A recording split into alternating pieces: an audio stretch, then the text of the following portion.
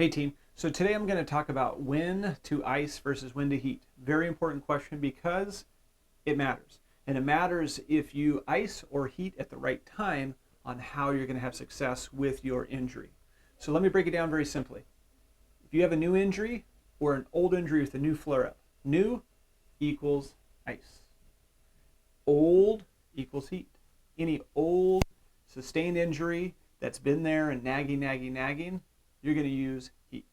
Any new injury, new flare-up, new irritation, old injury with a new flare-up, you want to ice. And you want to ice at least for about 7 days. If you go 7 days, you're going to be safe.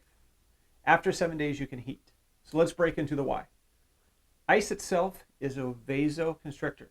It takes your vessels, constricts them, makes them tighter. Tighter they are, less blood can flow through the vessel to the injury. We have less blood to the injury, we have less swelling. Swelling itself is going to bring chemical mediators, different macrophages to the area to help clean up the damage so healing can occur. But too much swelling, too much fluid to that area is going to create what's called secondary tissue damage. Secondary tissue damage is that excess in swelling that starts going down your leg, or it starts pooling, that black and blue that you get, and it starts going to healthy tissue, depriving it of oxygen, and it's going to cause further damage. So our whole purpose of ice is really to create vasoconstriction and to assist with the amount of blood that comes to the area. Less blood, less swelling.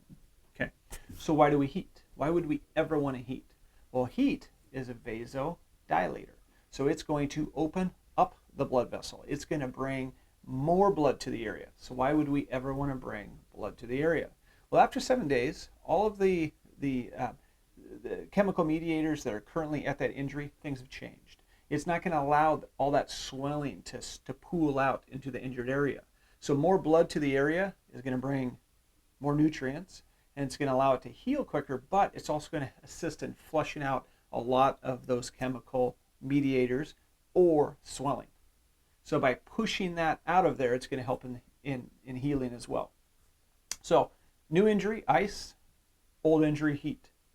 After 7 days, you can start bringing heat to the area again, as long as there's no new flare-ups. But also there's other reasons to use ice and heat.